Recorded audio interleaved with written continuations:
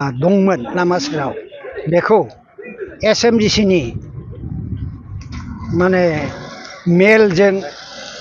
मेलाव सावरायलायनानै जों बोरै बै फरायसालिनि नांगौ रांखौ बोरै बुथुमनानै फोरोंगिरिफोरखौ थिसननो हागोन एबा लानो हागोन बेखौ सानलायनानै जों बेयाव बे दखान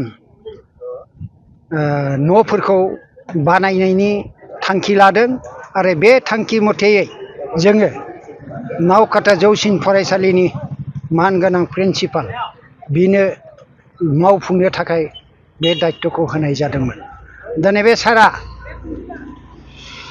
बिभिन्न हितानिफ्राय सरकारनिफ्राय एसे एला माने रां साहायज्य मोननानै बे माने दखान न'खौ माने मावफुंदों आरो दिनै बास्तबाव जों 6टा रुम दिहुननो हाबाय आरो बेखौ जों 1000 राङै एखेबारे खमावनो मास मोनसेयाव 1000 रां लानानै जों भारा होदों आरो बे भाराजोंनो दिनैनिफ्राय जों बुंनो हायो जोंहा दिनै नावकाटा जौसिन फरायसालियाव फोरोंगिरिनि अभाब जादों आरो दिनै सरकारा जोंनो नांगौखिनि माने फोरोंगिरिखौ जोंनो हरजोबनो हायाखै।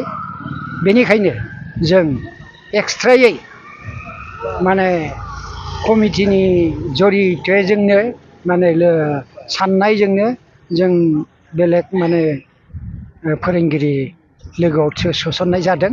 दा बेफोरनो जों ओरैनो जलफानि दुगैनाय लोबनाय साफुन खरसनि थाखाय जों माने होनो रां बुथुमनायनि लामाखौ जों लानाय जादों। रायजो राजानि जि अभाब बेखौ माने सुफुंनाय जागोन होननानै सानदों आरो लोगोआवनो दिनै जों मोनसे माने एखेबारे बिराद गिदिर माने अभाब बे अभाबखौ जोङो माने मोननाय जादों। बेनो जाहैबाय दिनै हरमन माने हेल्थ केयार सेन्टार बेयाव मोजाङै जोंनि देहानि मा बेमार जादों मा रग जादों बेफोरखौ जायगायावनो मोजाङै नायहोनानै जों ट्रिटमेन्ट लानो हागोन। जों बेखिनि सुबिदाखौ मोनबाय। बेनिखायनो नावकाटा जौसिन फरायसालिनि गाहाय फोरोंगिरि मानगोनां रबिराम ब्रह्मनिसिम जोंनिफ्राय एसएमडिसिनि जानानै साबायखर बावनाय थाबाय।